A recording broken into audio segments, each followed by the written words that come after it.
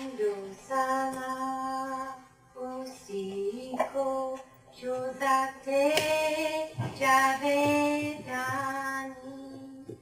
amsanehi he uska koina koisani bakiwahi hamesha kheruz ke subhefani kheron se dil lagana juti hai sukhani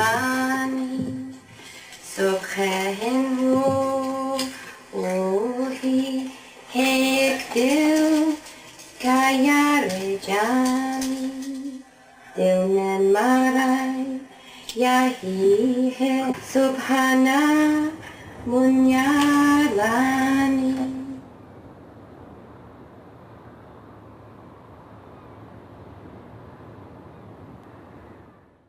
Sebuah dunia di mana dari kekayaan dan multikulturalisme di ibu kota Inggris, ada kota pantai kecil di timur Laut Inggris. Hartlepool memiliki warisan Kristen yang sudah ada sejak ribuan tahun silam. Tetapi setengah abad yang lalu, Islam tiba untuk pertama kalinya ketika seorang dokter muda dan istrinya pindah ke daerah tersebut. Dr. Khan adalah tenaga medis yang bekerja di bangsal tempat saya bekerja dulu sebagai staf perawat.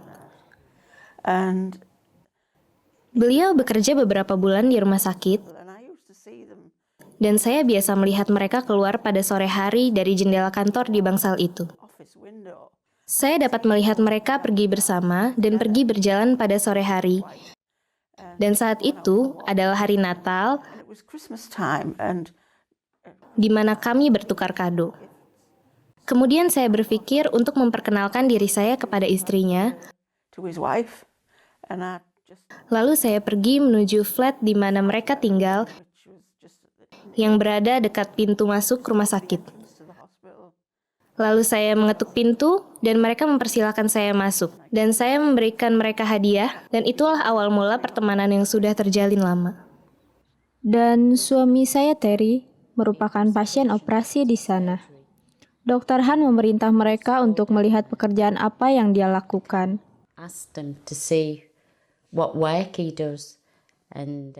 Dan suami saya berkata, dia adalah seorang juri. Dan beliau berkata, "Oh, saya ingin seseorang untuk datang ke rumah." Dan Dober bergabung dengannya ke Wake Forest. Kemudian dia berkeliling and do a better work for him. Dan kemudian setiap kali dia menginginkan some adorn, cause you to say it has to join in. Kemudian setelah beberapa lama, Nyonya Khan meminta kami berkunjung untuk makan malam. Saya sampaikan bahwa mereka sangat baik.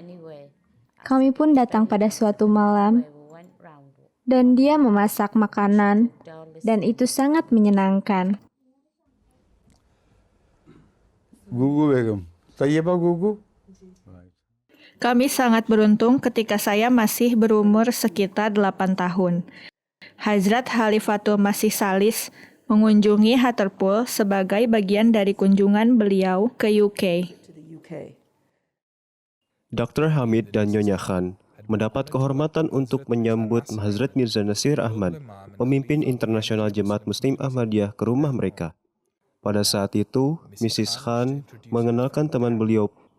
Saya juga bertemu Khalifah ketiga, tetapi di Rabwah. Kami menghadiri sebuah pernikahan salah satu anggota keluarga Dr. Khan, dan anak perempuan saya, Tara, ikut bersama saya. Dan semua orang sedang berada di aula, dan Tara langsung berlari dan duduk di atas lutut beliau sebelum pernikahan itu. Saya ingat pergi bersama Nyonya Khan untuk mulakat, dan pada kesempatan itu, saya meminta kepada beliau untuk mendoakan anak perempuan saya. Dan beliau berkata, beliau akan berdoa agar dia menjadi anak yang cerdas. Dan, Masya Allah, dia menjadi anak yang sangat cerdas. Tetapi sebuah keajaiban, karena dia mendapat peringkat pertama di Cambridge, dan saya menyangka itu bukan hal yang biasa terjadi. Saya pikir doa beliau sangat berpengaruh kepada anak saya.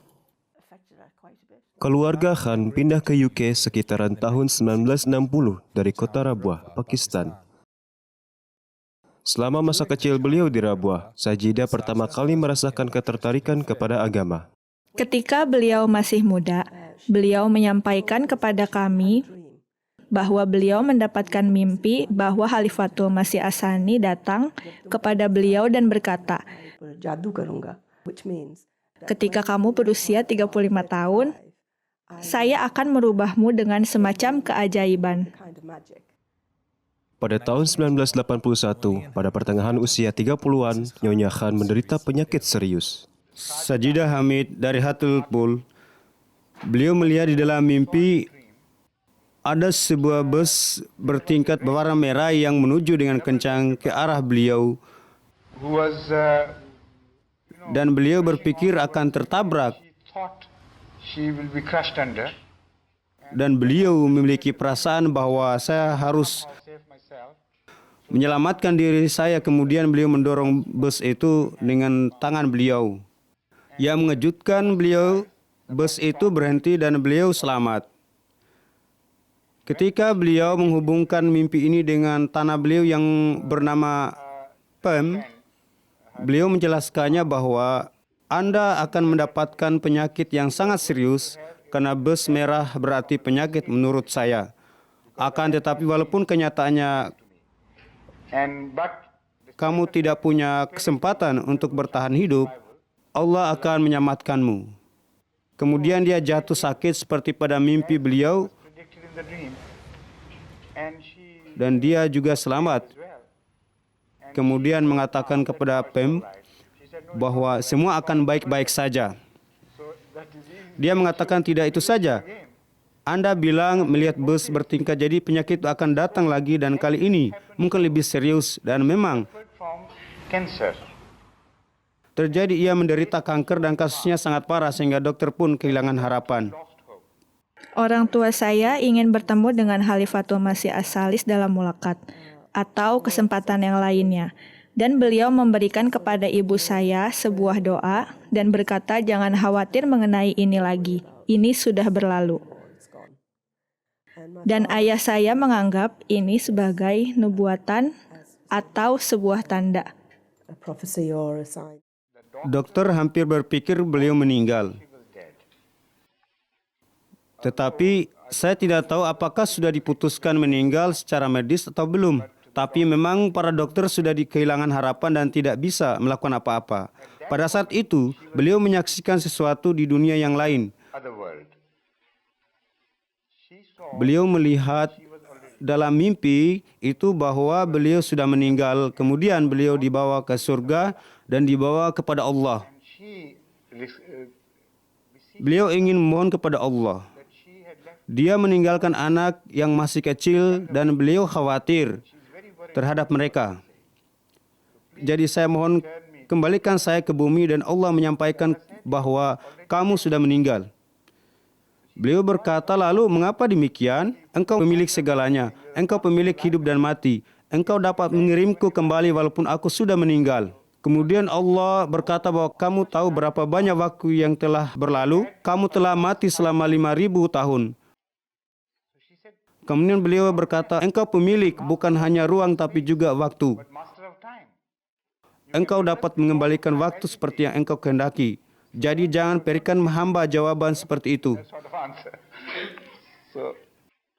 Kemudian Allah berkata, baiklah aku akan kirim kamu kembali.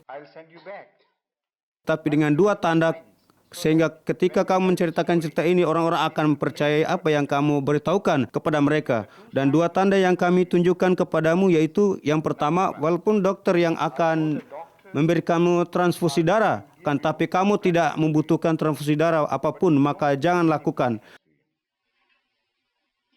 So don't take. Yang kedua, kamu akan merasakan sakit yang luar biasa. Rasa sakit yang paling hebat dan para dokter akan gagal melakukan apapun yang mereka praktekkan. Jadi dengan percakapan itu, kemudian beliau kembali kepada kehidupan. Back to life. Dan tiba-tiba dokter melihat tanda-tanda bernafas dan beliau sudah dalam transfusi darah untuk beberapa lama. Dan 1/4 dari kantong darah itu sudah kosong ketika ini terjadi. Maka ketika beliau menyadari kantong tersebut, beliau ingat pesan bahwa beliau jangan mengambil transfusi darah. Beliau mencabut jarum yang menempel di tangan beliau, kemudian dokter memaksa untuk memasukkan kembali jarum itu ke pembuluh darahnya. Beliau berkata, tidak, Allah telah memberitahukan kepada saya. Tapi dokter tadi tetap memaksa untuk memasukkan jarum ke arteri beliau. Into her artery or vein, whatever it was, perhaps artery. Kemudian hasilnya beliau mengalami sebuah reaksi yang sangat kuat. Reaksi alergi di mana seluruh badannya membengkak dan dokter tersebut menjadi panik dan mencabut jarum tersebut dari tubuh beliau. Needle from her body. Ini merupakan suatu yang sangat istimewa karena hal tersebut merupakan fakta ilmiah yang sudah ada penelitiannya bahwa jika Anda tidak mengalami reaksi terhadap transfusi darah yang sama dalam golongan yang sama, maka harusnya tidak menyebabkan reaksi lain.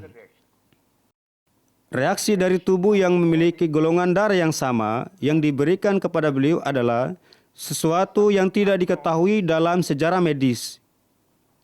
Dokter tersebut sangat terkejut. Dia berkata, saya tidak bisa memahami apa yang terjadi. Dan hal kedua yang terjadi persis seperti yang disampaikan kepadanya oleh Allah, beliau mengalami rasa sakit yang tidak biasa di daerah yang dioperasi. In the region of operation. Dan para dokter dengan usaha keras, mereka bahkan hingga memberikan obat yang paling keras sekalipun gagal menyembuhkan beliau dari penyakit tersebut.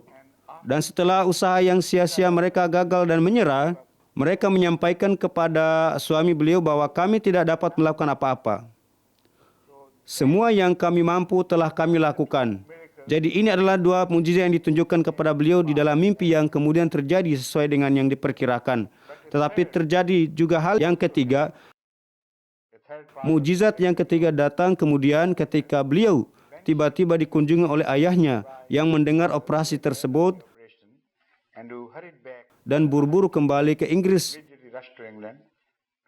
untuk bertemu dengan putrinya. Beliau berpikir mungkin anaknya meninggal pada operasi tersebut. Kami ingin tiba di lokasi sebelum operasi itu, tetap beliau terlambat. Ketika beliau tiba di rumah sakit, yaitu ketika Sajidah sedang berbaring mengalami rasa yang luar biasa hebatnya. Extremely acute pain. Dan ketika beliau mendengar ayahnya sudah tiba, dan beliau tidak ingin bertemu dengan kondisi kesakitan seperti ini, beliau berdoa, ya Allah, kita sudah cukup menunjukkan mukjizat ini. Jadi sembuhkan saya sebelum ayah saya memanggil saya. Dan menit berikutnya, beliau tidak merasa sakit sama sekali. Baru saja terasa sakit tapi tidak terasa lagi. Itu hanya sekitar 4 atau 5 menit sebelum ayah beliau tiba. Rasa sakit itu tiba-tiba saja hilang sama sekali. Setelah itu beliau pun menjalani kehidupan yang normal dan bahkan melahirkan seorang bayi yang cantik. Dan keduanya sehat-sehat saja. Bahkan dokter saja mengatakan setelah selama dari kanker dan telah melalui penelitian yang sangat serius dan melalui pengalaman yang mendekati kematian ini, kamu jangan berpikir untuk memiliki anak lagi. Kemudian saudara laki-lakinya, siapa namanya? Sepertinya Abid. Pada tahun 1982, Nyonya Khan telah sembuh. Pada saat itu di Rabuah, Hazrat Mirza Tahir Ahmad telah menjadi khalifah Jemaat Muslim Ahmadiyah yang baru. Sebelum Huzur pindah ke UK, beliau tinggal di Rabuah. Dan ayah saya berpikir bahwa agar anak-anak mendapatkan pengaruh yang cukup dari khalifah, jadi beliau berencana membawa kami kembali ke Rabuah. Ya, agar kami mendapatkan pengaruh dari Huzur, karena anak-anak ini tumbuh di barat dan mereka kurang memiliki hubungan dengan Huzur. Tidak tahu Huzur itu siapa. Mereka masih untuk bertemu dengan Khalifatul Masih Arabi untuk menyampaikan ide ini. Dan Khalifatul Masih Arabi mengatakan bahwa saya tidak akan membiarkan Anda pulang ke Pakistan sampai kamu bisa membayatkan paling sedikit 10 keluarga ke dalam Ahmadiyah. Dan ibu saya setelah mulakat ini sangat terkejut dan berpikir bagaimana saya dapat membayatkan ke dalam Ahmadiyah 10 keluarga. Nyonya Khan kemudian mulai bertablik kepada masyarakat Hartlepool, dimulai dengan teman paling lama beliau, Pamela Elder. Saya ingin menyampaikan bahwa mungkin setiap hari saya di rumah mereka. Ibu saya berpikir bahwa saya mungkin sudah pindah ke sini. So anyway, it was Selalu saja Nyonya Khan yang berteman dengan saya, I was friendly with. dan kami biasa mengobrol mengenai berbagai macam hal, dan kami cukup berteman sebelum topik masalah agama muncul. The topic of religion was brought. Saya berpikir, mungkin beliau berpikir akan menakuti saya jika beliau tiba-tiba membicarakan masalah agama. Ayah saya berpikir bahwa ibu saya sangat antusias mengenai kepercayaan kita, dan tidak yakin ayah saya orang yang pendiam. Jadi saya berpikir itu sangat berat bagi beliau untuk bisa seantusias ibu saya. Mrs. Khan Nyonya Khan biasa mengadakan pertemuan di rumah beliau, in the house, dan beliau memanggil beberapa anggota senior dalam jemaat ini senior members of the community, to talk. untuk berbicara dalam beberapa kesempatan. Georgia Civil Account datang untuk berbicara, dan itu setelah salah satu dari omongan beliau yang menyatakan bahwa saya telah memutuskan untuk berbuat baik di kemudian hari. Dr. Han merasa malu, tetapi terinspirasi dengan keberhasilan istri beliau mengajak para lelaki Inggris ke dalam Islam. Saya sedang berada di rumah publik di Stoke dengan seorang teman sedang minum, dan beliau mengatakan kepada saya bahwa istri beliau telah dan bertemu dengan istri sang dokter yang ramah, seorang Muslim. Teman saya tersebut mengajak mau ikut. Saya jawab, mengapa tidak? Lalu datanglah saya ke rumah Dr. Khan. Dr. Khan seketika membuat saya tertarik. Beliau mungkin sosok yang pemalu, namun sangat baik. Sehingga saat bertemu pun dengan hangat beliau menyapa. Kami lalu berbincang-bincang. Saat itu perbincangan berkenaan dengan Yesus disalib. Dan bagi saya, ya tentu saja sangat mencengangkan. Karena disebutkan bahwa Yesus tidak meninggal di atas tiang salib. And so I've read them, and then you see, it's quite a shock to the system to be told, after you've been brought up with a religion all your life, from being a baby, that Jesus didn't die on the cross, that he just swooned, Dan bahwa Yesus Arimatea membawa beliau pergi. took him away, and Lalu beliau diletakkan di dalam sebuah gua, dan setelah 3 hari membaik. Beliau menjadi apa yang dikira orang-orang bangkit kembali. Sekarang hal tersebut menjadi sesuatu yang sangat sederhana. Salah satu keberhasilan awal Dr. Han adalah berbaiatnya seorang polisi, mendiang Alex Tuxfield. Tuan Tuxfield lalu memperkenalkan rekannya kepada Islam. Kala itu, saya telah menginjak 35 tahun ketika berdoa kepada Tuhan agar diberikan teman yang memiliki idealisme yang sama dengan saya, yakni berpikir tentang kedamaian dunia dan hal-hal lainnya. Dan saya ingat almarhum bibi saya yang tinggal di Skotlandia. Beliau dekat dengan saya dan beliau seorang Kristen yang taat. Beliau selalu meminta saya untuk membaca Injil. Saya berulang kali membacanya. Dan tiap kali saya bertanya kepada beliau, beliau tidak pernah memberikan jawaban yang memuaskan. Lalu ada salah satu rekan kerja saya, yakni Alex Tuxfield. Ya, saat itu banyak bertukar pikiran berkenaan masalah agama dengan Dr. Han. Itu sekitar 85 atau 86. Di mana Dr. Han memintanya untuk mengajak saya ke rumahnya. Karena Alex Tuxfield mengatakan kepadanya, saya adalah seorang Kristen yang taat. Maka pada pihak ketiga mengajak untuk ke rumahnya. Lalu saya katakan kepada Alex bahwa saya tidak mau. Karena anggapan saya berkenaan dengan Muslim. Ya, seperti yang diajarkan bertahun-tahun di sekolah. Tentang perang salib, Raja Inggris, Raja-Raja Eropa, peperangan dengan Saracen demi tanah suci. Dan selalu ada pengelompokan orang baik, dan Saracen bukanlah orang-orang yang baik. Itulah yang ada di pikiran saya, sehingga saya tidak mau pergi. Kala itu saya berkeyakinan bahwa Ayatullah Khomeini telah kembali ke Iran, juga masalah-masalah berseputar umat Islam di dunia. Maka karena itulah orang Inggris tidak memiliki pengetahuan yang baik tentang Islam. Maka saya katakan saya tidak mau. Beribadah kepada Tuhan akan membuat kita melakukan hal-hal baik kepada orang lain. Tidak mungkin mencintai Tuhan, namun tidak peduli kepada makhluknya. Berkaitan dengan ini, Islam tidak membedakan apakah ia Muslim atau non-Muslim. Tapi setelah itu, saya ada beberapa pekerjaan di rumah sakit setempat, sehingga bertemu Dr. Han di sana dan beliau secara langsung mengundang saya ke rumahnya. Saya mengenalnya, saya tahu ia orang baik. Walaupun sosok yang pemalu dan dia memiliki latar belakang yang jauh berbeda dengan saya, berbeda keyakinan, juga profesi. Jadi saya tidak ingin datang. Namun ia sudah menetapkan tanggal, jadi saya tidak punya pilihan. Mau tidak mau saya iakan. Itu sekitar 10 sampai 12 hari lagi. Dan selama itu saya gundah memikirkan apa yang akan dibicarakan kepada seorang Muslim.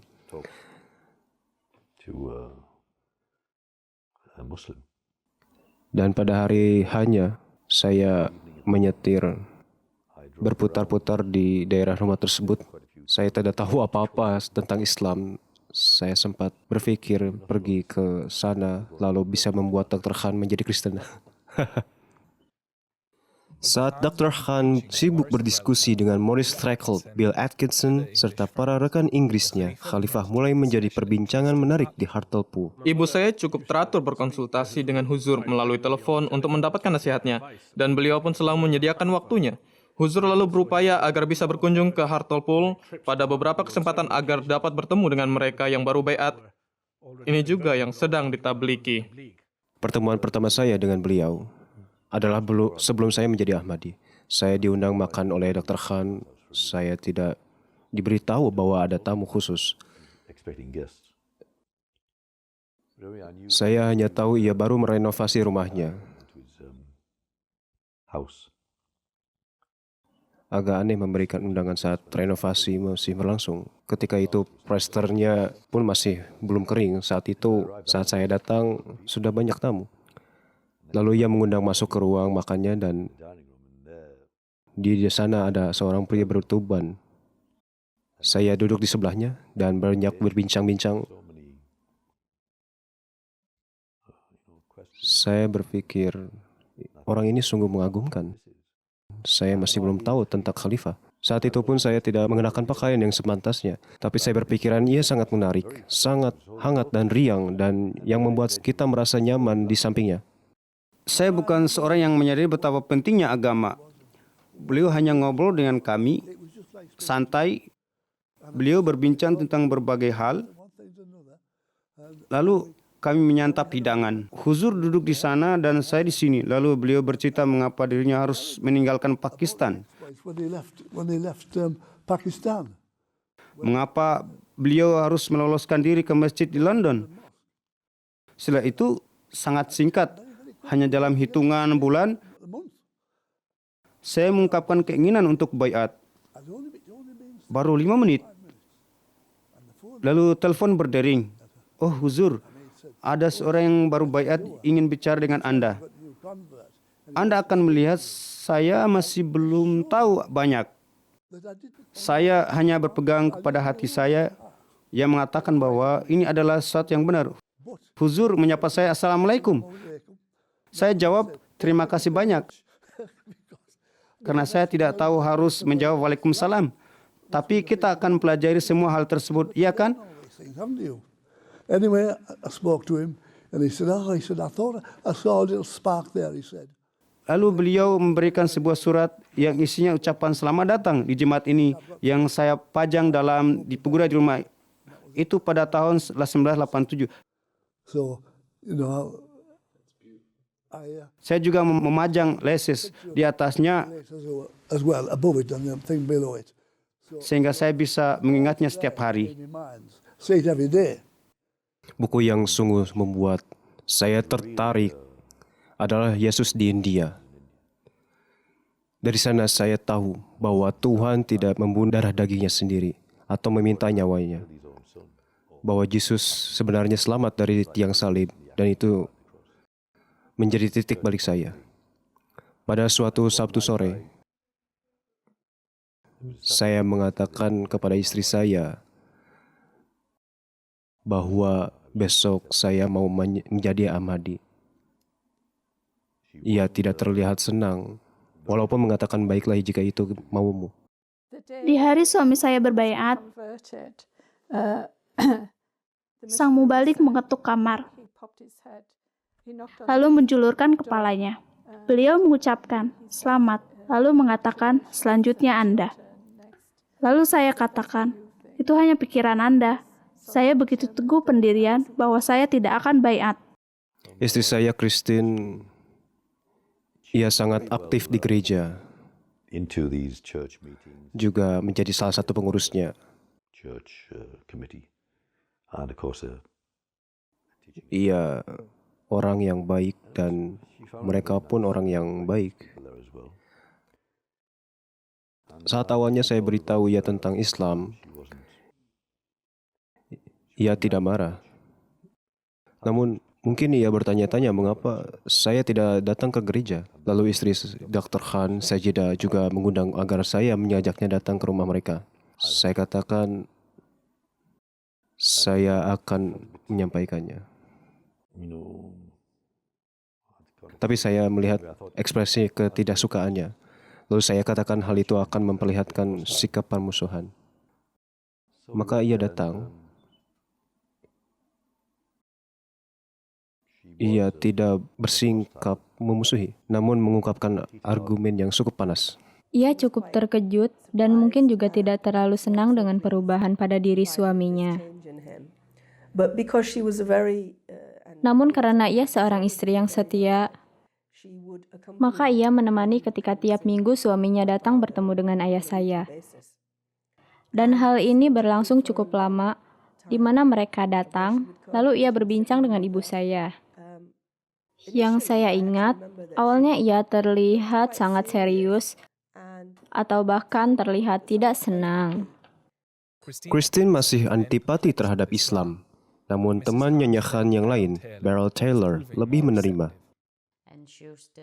Ia biasa membacakan kami Al-Quran dalam bahasa Inggris. Dan ia selalu bertanya kepada saya, "Apakah Anda mau berbaiat dengan saya?" Dan saya jawab, "Ya, agak ragu." Lalu ia mengatakan kepada saya,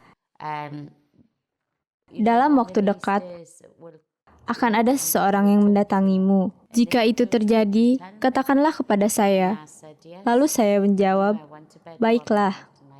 Maka suatu malam, ketika tidur, saya bermimpi seorang wanita berkulit putih mengajak saya untuk masuk Islam.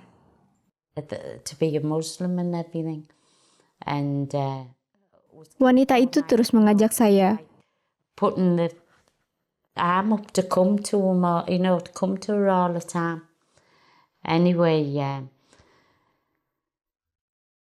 Setelah itu, saya selalu mendapatkan mimpi yang sama. Saya berpikir ini suatu hal yang aneh. Tiap malam selama seminggu mendapatkan mimpi yang sama. Lalu, ketika saya bertemu Nyonya Khan, saya memberitahukan hal ini. Ia bilang, "Ini seperti yang saya bilang." Maka saya menjadi Muslim. Orang menjadi Ahmadi meningkat. Mereka yang tertarik dengan Ahmadiyah juga meningkat. Rumah yang ditempati Dr. Khan sebetulnya cukup besar. Namun kemudian menjadi penuh orang sampai tidak cukup ruang lagi untuk Jumatan. Maka ia memperluas garasinya. Ia katakan, "Saya mempunyai pekerjaan untukmu, Terry." Lalu Terry menjawab, "Baiklah." "Apakah itu?" Ia katakan, "Bisakah Anda merubah garasi saya menjadi masjid?" Ia ternganga. Hal kedua nubuatan yang berkaitan dengan Inggris adalah beliau melihat dirinya sedang berada di Inggris.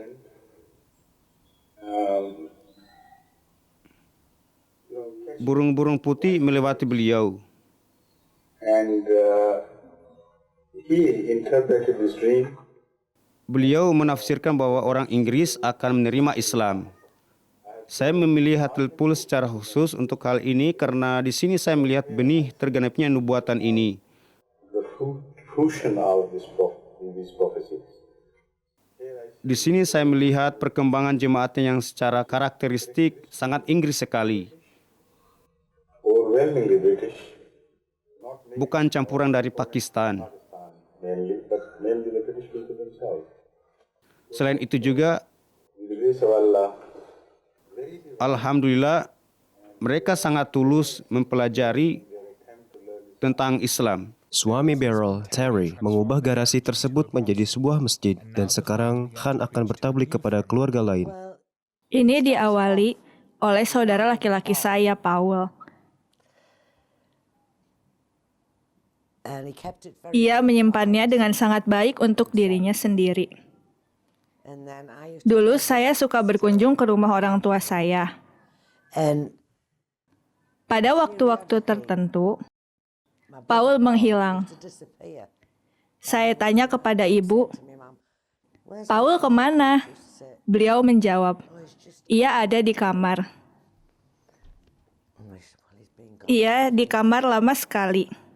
Ibu katakan kepada saya, "Ia pergi berdoa."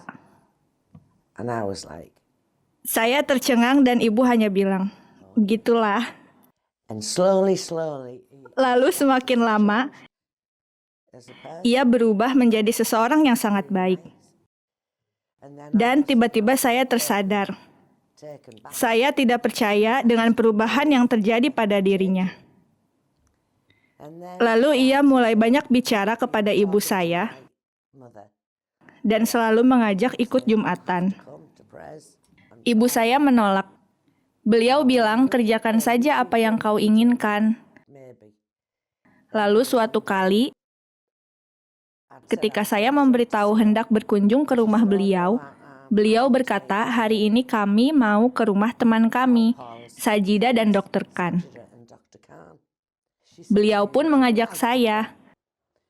Saya bilang, Dr. Khan and Sajida and his family, and I said, "Baiklah, saya ikut." Maka mulailah kami bertiga datang Jumatan. started to come on a Friday. Lalu saya rasa ayah merasa ditinggalkan karena beliau selalu bertanya, "Kalian mau kemana?" Beliau pun bertanya ke saya, Where you're all going? So he asked me, "Kamu juga pergi Jumatan, Vivian?" Saya bilang, "Ya, ayah mau ikut juga." "Ya, saya rasa saya mau ikut juga." Itulah awalnya kita datang. Lalu juga Bibi Lili, sepupu ibu yang sering datang dan menginap kira-kira sebulanan. stay maybe for a month or 2 weeks, whatever. Ia pun menjadi ingin tahu. Beliau bertanya ke ibu, ayah, juga Paul. Mereka bilang mau ikut. Maka ia ikut. Maka begitulah akhirnya kita semua.